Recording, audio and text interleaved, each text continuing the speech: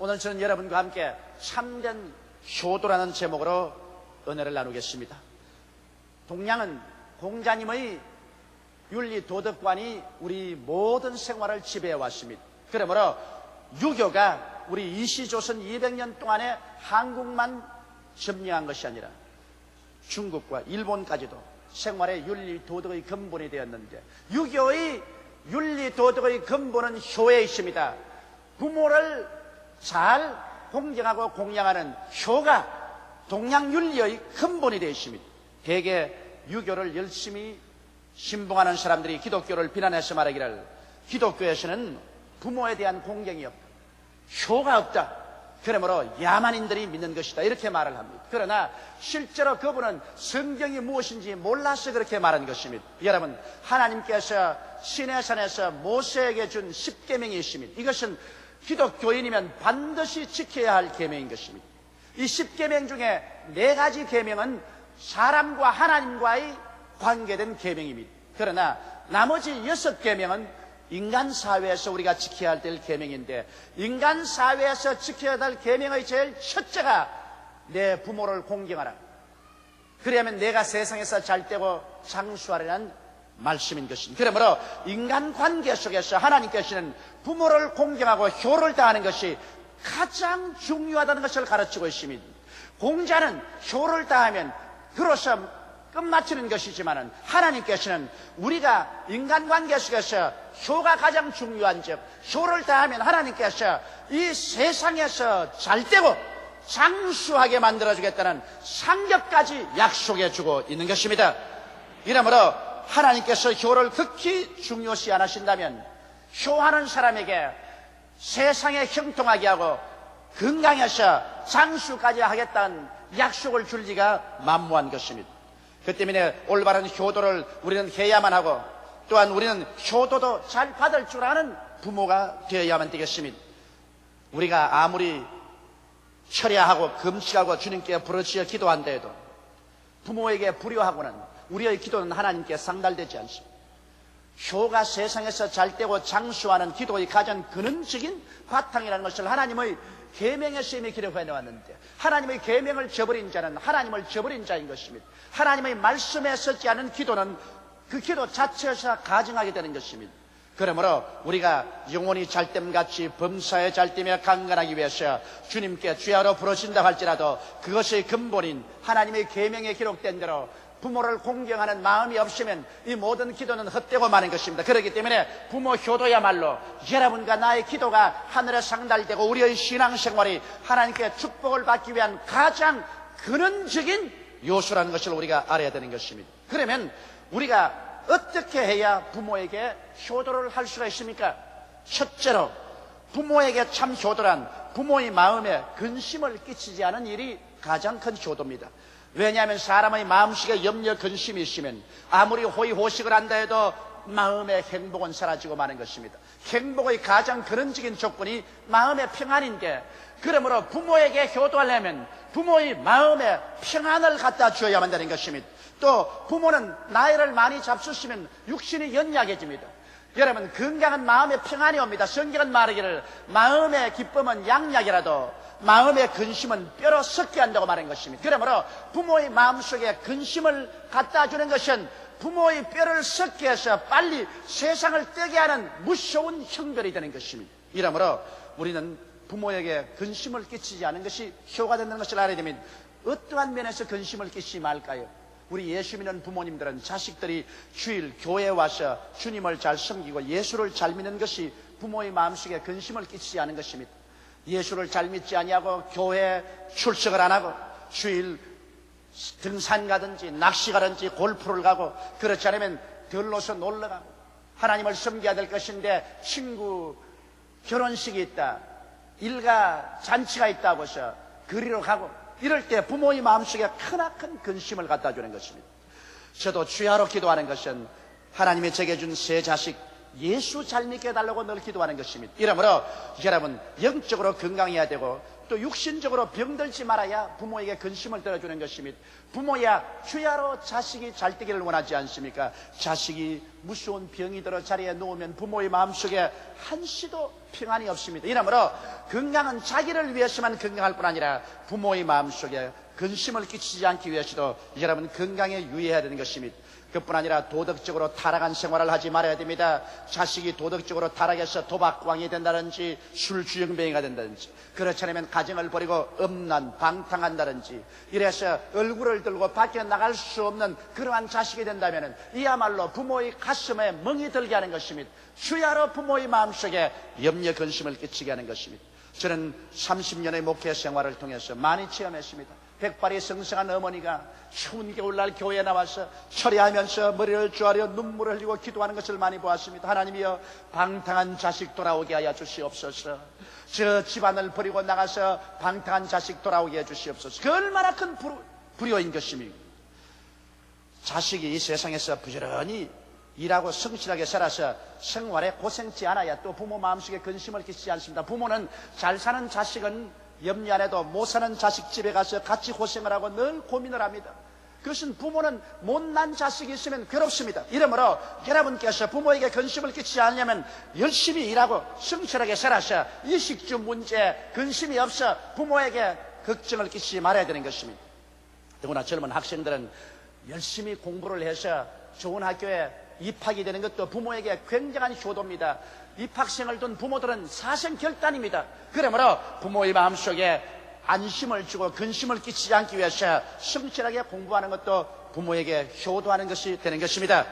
그러므로 참 효도란 부모의 마음속에 근심을 끼치지 않은 것이 효도요, 둘째로 노후의 부모 생활을 돌봐주는 것이 효도인 것입니다. 여러분, 효도한다고 하면서 부모의 이식주 문제를 돌봐주지 않는다면 그것이 무슨 효도인 것입니까? 나이를 많이 잡수시게 되면 경제활동을 하지 못하게 되고, 그리고 수입이 없어집니다. 그렇다고 해서 양농원에 던져버리겠습니까? 헐벗고 굶주리게 내버리겠습니까? 요사이 말세가 되니까 자식들의 마음이 완악해져서 이렇게 하는 것을 많이 봅니다. 나는 미국이나 구라파를 여행하면서 자식들이 노래 부모를 양농원에 보내서 1년에 한 번쯤 신방하는 것을 보았었습니다. 저도 양농원에 보니까 자식들이 한 번 왔다고 그렇게 눈물을 흘리고 자랑하는 것 보았는데 내 가슴이 아팠었습니다.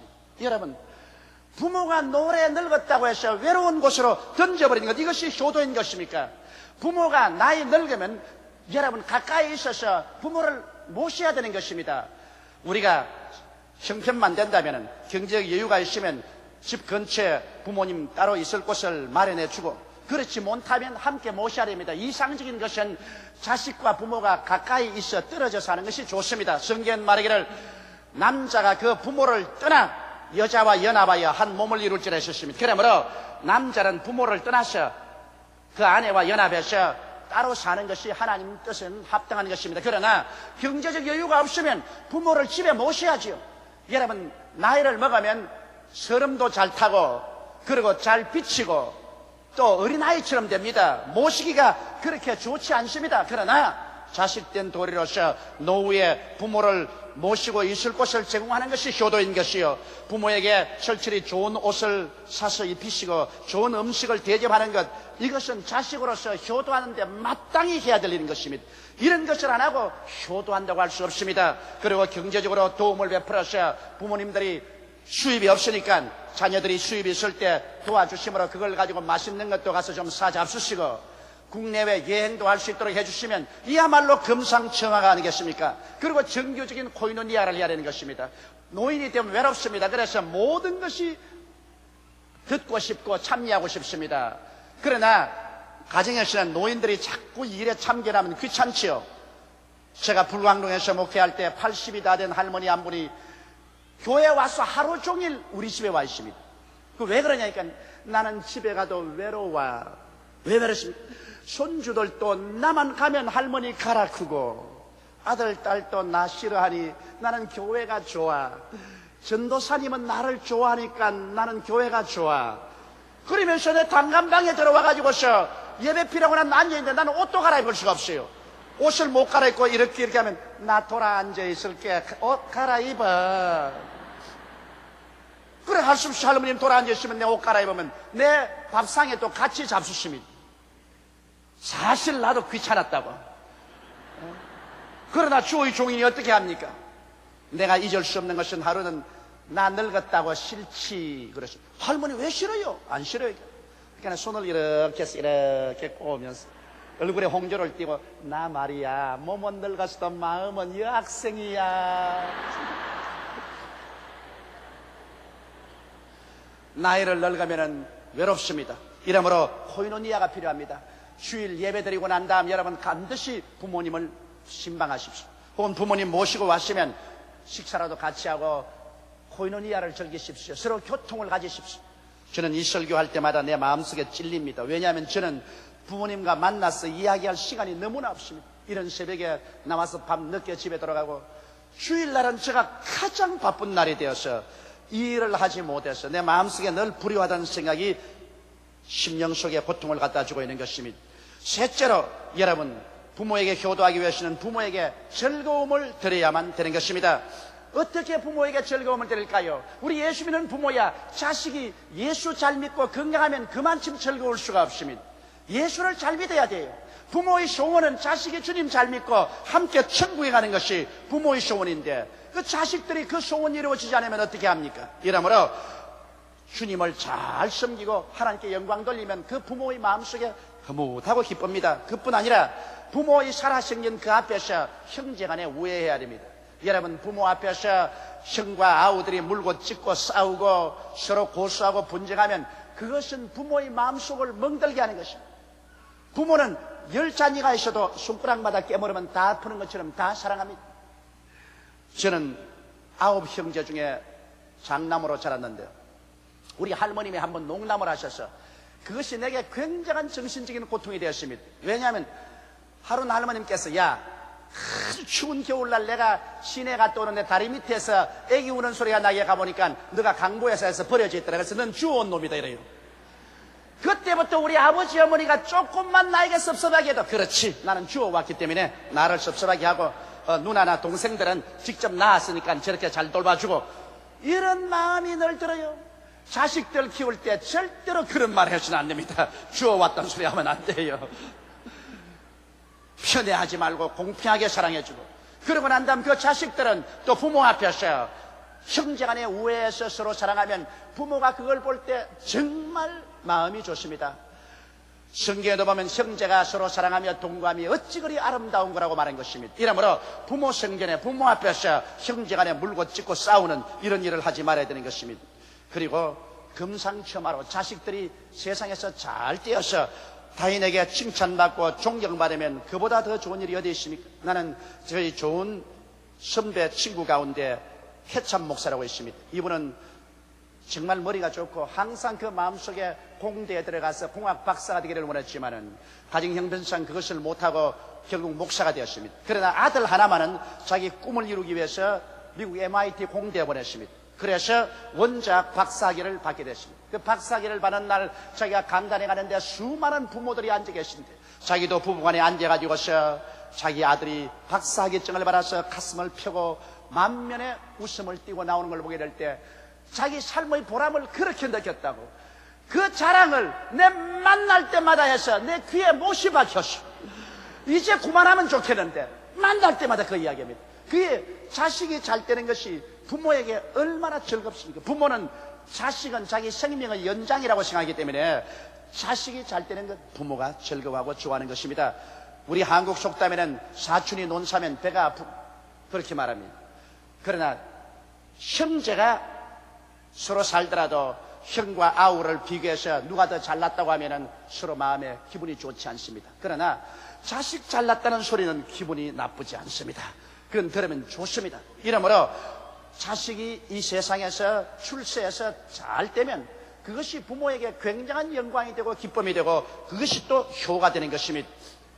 넷째로 오늘 여러분 하나님께서는 여러분께서 효성스럽게 사는가 불효하게 사는가 이것을 늘 살펴보고 그것을 기반으로 해서 여러분의 기도와 생활에 축복을 주신다는 사실을 잊지 말아야 됩니다. 성경에 보면 하나님 앞에서 부모에게 불효해서 무섭게 저주받은 사람이 있습니다. 노아 홍수 이후로 노아가 포도원을 심어서 그 열매를 짜서 술을 만들어 마시고 난 다음 대취했습니다. 그래서 정신을 잃고 옷을 다 활랑 벗어버리고 방 안에서 뻘거벗고 큰대자로 누워서 잠을 자고 있었습니다. 그런데 둘째 아들 함이 아버지 방에 들어왔다가 아버지가 술이 취해서 빨가벗고 대취해서 주무시는 걸 보고 그만 웃고 밖에 나와서 헤이 형 쌤 이리 오너라. 그리고 동생 보고 야벳 이리 오너라. 내가 재밌는 거 보여줄게. 아버지가 술을 잡숫고 대취해서 빨가벗고 누워있는데 아유 보니 희한하다. 그 말을 듣자 형 쌤이 얼굴이 노래지고 야벳도 부들부들 뜹니다. 겁을 내서 아버지가 그런 것을 보고 흉을 봐서 되느냐.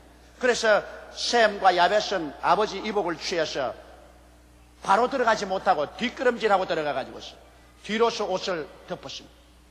그러고 나왔습니다. 그런데 아버지가 술에서 깨어나서 그 소식을 듣고 아버지는 대노했습니다. 하나님의 성령께서는 바로 이 노아의 입을 통해서 세 아들들에게 그때 예언을 했습니다. 셈의 하나님을 찬송할지로다. 하나님은 야벳을 장대케 해서 셈의 장막에 거하게 하시고 함은 종 중에 종이 될지어다. 부모를 흉보고 욕한 결과로 종 중에 종이 되는 저주를 받은 사건이 성경에 기록되어 있습니다. 그러나 성경에 부모에게 효도했다가 하나님의 큰 축복을 받고 그 행위가 한 책이 되어서 기록된 것이 있습니다. 그것이 바로 룻기인 것입니다. 여러분, 룻은 이방 여자였지만 그 어머니에 대한 효성이 지극했습니다.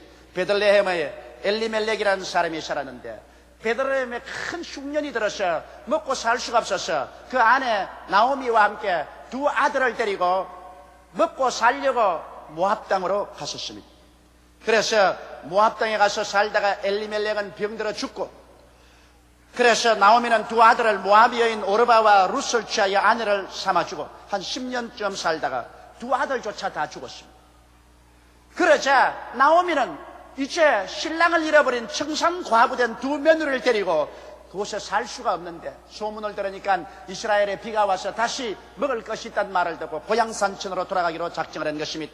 그럴 때 두 며느리가 어째도 시어머니를 따라가겠다 그러므로 나오미는 강권해서 말했습니다. 나오미는 맏며느리와 둘째 며느리 보고 이젠 날 따라올 필요 없다. 따라와도 너희 신랑도 없는데 신랑 없는 청산과부 며느리 데리고 나 살고 싶지 않다. 그러므로 너희 친정으로 돌아가서 다시 시집가서 자녀를 놓고 잘 살아라. 강권하니까 맏며느리 오르바는 친정으로 떠나고 말았으나 둘째 며느리 룻은 절대로 한사 결단하고 안 떠나겠다고 말합니다. 룻기 1장 15절로 18절에 보면 나오미가 또 가로되 보라 내 동서는 그 백성과 그 신에게로 돌아가나니 너도 동서를 따라 돌아가라. 룻이 가로되 나로 어머니를 떠나며 어머니를 따르지 말고 돌아가라. 강권하지 마옵소서. 어머니께서 가시는 곳에 나도 가고 어머니께서 유숙하시는 곳에 나도 유숙하겠나이다. 어머니의 백성이 나의 백성이 되고 어머니의 하나님이 나의 하나님이 되시리니 어머니께서 죽으시는 곳에서 나도 죽어 거기 장사될 것이라. 만일 내가 죽는 일 이외에 어머니와 떠나면 여호와께서 내게 벌을 내리시고 더 내리시기를 원하나이다. 나오미가 룻의 자기와 함께 가기로 굳게 결심함을 보고 그에게 말하기를 그치니라. 그래서 이 둘째 며느리는 결사하고 시어머니를 모시겠다는 것입니다. 그래서 베들레헴으로 돌아와 보니 이미 떠날 때 집도 팔았지요. 전토를 다 팔아버렸으니 이지할 데가 없습니다. 그러므로 이 룻이 노동을 해서 그 어머니를 공양합니다. 봄철이 와서 추수할 때가 오니 밀보리 추수할 때 그는 이삭을 주우러 나갑니다. 근데 하루는 우연히 이삭 주우러 나가는데 나오미의 친척인 보아스의 밭에 이삭을 주우러 가셨습니다. 보아스는 굉장한 부자입니다. 그런데 나오미의 신랑이신 그 엘리멜렉과의 친척 관계였습니다. 그래 그 보아스가 보니까 바로 자기 친척인 엘리멜렉의 며느리 룻이 와서 이삭을 줬거든. 그 베는 사람들에게 많이 남겨주거라. 그래서 충분히 이삭을 줍게 하라. 그러고 난 다음 와서 룻을 보고 이렇게 말했습니다. 룻기 2장 11절로 12절에 보아스가 그에게 대답하여 가로되 내 남편이 죽은 후로 내가 시모에게 행한 모든 것과 내 부모와 고국을 떠나기 전에 알지 못하던 백성에게로 온 일이 내게 분명히 들렸느니라. 여호와께 내 행한 일을 보응하시기를 원하며 이스라엘의 하나님 여호와께서 그날에 그 날개 아래 보호를 받으러 온 내게 온전한 상을 주시기를 원하노라. 그러면서 다른 데 가서 이삭 줍지 말고 우리 밭에 와서 계속 추수할 동안에 이삭을 주오라 했습니다. 이래서 여기 룻은 열심히 이삭을 주어서 그것을 가지고 집에 가져가서 어머니에게 음식을 지어드리고 봉양을 했었습니다. 그런데 이 보아스가 바로 나오미의 친척인데 이스라엘에는 재산물을 고난이 친척이 있습니다. 친척이 가난해져 가지고서 집과 전토를 다 팔아먹었으면 그게 가까운 혈족이 와서 팔아먹은 것을 도로 값주고 살 수가 있는 것입니다. 그런데 하나님께서 이 보아스의 마음에 감동을 해서 그래서 엘리멜렉이 팔아먹은 집과 전토를 다 물어줄 각오를 했습니다. 그래서 많은 돈을 주고 집도 도로 사주고 전토도 도로 사줬는데 유대인의 습관에 의하면 과부가 된 여자가 있으면 과부까지 함께 자기가 책임을 져야 됩니다. 이래서 그 부인 보아스는 집과 땅만 물어서 주었을 뿐 아니라 과부인 룻을 물어서 자기 아내로 삼았었습니다. 그래서 이방에서 외롭게 온 이 룻은 그 부인 보아스의 아내가 되었습니다. 그래서 이제는 무엇을 먹을까, 무엇을 입을까, 무엇을 마실까 염려하지 않고 잘 살며 시어머니를 지극히 공경했는데 하나님의 은혜를 주어서 이 보아스와 결혼한 이후에 아들을 낳게 되었습니다. 그 아들 이름이 오베스인데 이 오베스가 누구냐 하면 만성천자 다윗의 할아버지인 것입니다. 그러므로 이방인 룻이 이스라엘 나라에 와서 시집에 와서 부잣집의 부인이 되실 뿐 아니라 하나님께서 그 효성을 지극히 가상히 여기셔서 그 혈통에서 다윗이 태어나게 하고 그 긴 혈통에서 우리 구주 나사렛 예수 그리스도가 태어나게 하신 것입니다. 이것을 보게 될 때 하나님께서 효성스러운 사람을 통해서 하나님의 얼마나 큰 역사를 이루신다는 사실을 우리는 확실히 알 수 있는 것입니다. 불효하고 부모에게 거역하는 사람은 그가 아무리 기도하고 찬송해도 하나님께서 그 기도와 찬송을 받아들이지 않습니다. 철야하고 금식한들 그것이 무슨 소용이 있습니까? 우리가 하나님을 섬기는 가장 기본적인 신앙의 바탕이 내 부모를 공경하라. 그리하면 네가 세상에서 잘되고 장수하리라는 이것이 기반이 되어 있는 것입니다. 눈에 보이는 자기 부모 하나 공경하지 못하는 사람이 눈에 보이지 않는 하늘과 땅을 지으신 하늘의 아버지를 섬긴다는 것은 거짓된 말인 것입니다. 우리 부모의 부모는 즉 하나님이신 것입니다. 그러므로 우리 부모를 하나님처럼 섬기면 그를 통해서 우리 눈에 보이지 않은 하늘에 계신 하나님 아버지를 잘 섬길 수 있게 되는 것입니다. 이러므로 사람이 이 땅에 살면서 반드시 해야 될 두 가지는 육신의 부모를 잘 공경하고 효도함과 동시에 우리를 지어서 이 땅에 살게 하신 천지와 만물을 지으신 영의 아버지 되시는 야훼 하나님을 경배하고 하나님을 섬기는 것입니다. 이 땅에서 육신의 부모 섬기고 저 영원한 천지를 지은 하나님 섬기는 것은 인간으로서 이 세상에 태어난義務인 것입니다. 하늘에 계신 하나님께서는 여러분과 나를 이처럼 사랑하셔서 죄악 가운데서 멸망받기를 원치 아니하시므로 2000년 전에 독생자 예수를 육신을 입고 오게 하셨습니다. 예수님께서는 하나님의 맏아들로서 여러분과 나를 구원해서 하늘나라에 들어오게 하시게 하려고 신이 우리 죄를 대신 짊어지고 십자가에 올라가서 하나님 앞에서 그 몸을 찢고 그 피를 흘려서 우리의 죄악을 다 용서해 주게 만드는 것입니다. 이러므로 예수를 통해서 우리 하늘 아버지는 여러분과 나에게 사랑과 자비와 용서와 긍휼을 베풀어 주었습니다. 이 하나님 아버지의 사랑을 우리가 예수를 믿음으로 받아들이고 하나님 품에 안겨서 하늘 아버지를 우리가 경외하고 섬기며 하나님 아버지를 위해서 사는 것은 우리 인생들이 살아갈 마땅한義務인 것입니다. 그래서 이 세상 끝나는 날에는 우리 부모와 우리 형제들이 다 예수를 통해서 하늘 아버지께로 모이게 됩니다. 눈물과 근심과 탄식과 이별하는 것이나 공하는 것이나 앓는 것이나 죽는 것이 없는 천국에 우리 다 함께 모이게 되는 것입니다. 잠시 잠깐 오면 오시리니 지체치 아니하라고 말씀한 대로 이제 주님이 이 땅에 강림하실 날이 우리 눈앞에 다가오고 있는 것입니다. 이러므로 오늘 우리 하늘 아버지의 아들 예수를 모시고 우리의 하늘 아버지께 나와서 아버지를 섬기고 아버지께 효도를 다하십시다. 진실로 하나님 아버지를 잘 섬기고 하나님 아버지께 기도가 상달되게 하는 것은 지상에서 우리를 낳아서 길러주신 우리 부모에게 효도를 다하는 것입니다. 우리는 모두 다 부모를 모시고 있습니다. 또 우리는 자식들을 거느리고 있는 부모인 것입니다. 훌륭한 부모로서 자식들의 효성을 받을 줄도 알아야 돼요. 또 훌륭하게 부모를 잘 섬기고 효도를 할 줄도 알아야 되는 것입니다. 오늘 이 시간에 여러분과 나는 우리의 신앙의 기본이 되는 효를 다하는 우리들이 다 되시기를 주의 이름으로 축원합니다. 다 같이 고개 숙여 기도드리겠습니다. 전능하시고 거룩하신 아버지 하나님, 효는 우리 신앙의 근본이 되옵니다. 효가 없는 사람은 하나님께 아무리 기도해도 응답되지 않고 병도 낫지 않습니다. 내 아버지 하나님이시 우리 기도의 근본이 부모와의 좋은 관계 속에서 하나님 앞에 기도드릴 때 응답이 되는 것입니다. 이러므로 오늘 이 시간 우리의 가슴에 손을 얹고 아버지여 생각하게 도와주시옵시고, 만일 우리가 부모에게 불효했으면 오늘 회개하게 도와주시옵소서. 우리가 이미 하나님께 앞에서 부모에게 효를 하려고 해도 부모가 이 세상을 떠난 분도 많습니다. 아버지, 그러한 사람 철저히 회개하게 도와주시옵시고, 내 아버지 하나님이시여 나무 부모라도 제부모같이 잘 받들어 섬기는 우리들이 되게 도와주시옵소서. 아버지 하나님이시여 옛 시인의 말에 어버이 살아실 때 섬기기란 다리라, 떠나가 놓으면 애달다 어찌하리, 평생에 고쳐 못할 일 이뿐인가 하노라고 말씀하셨습니다.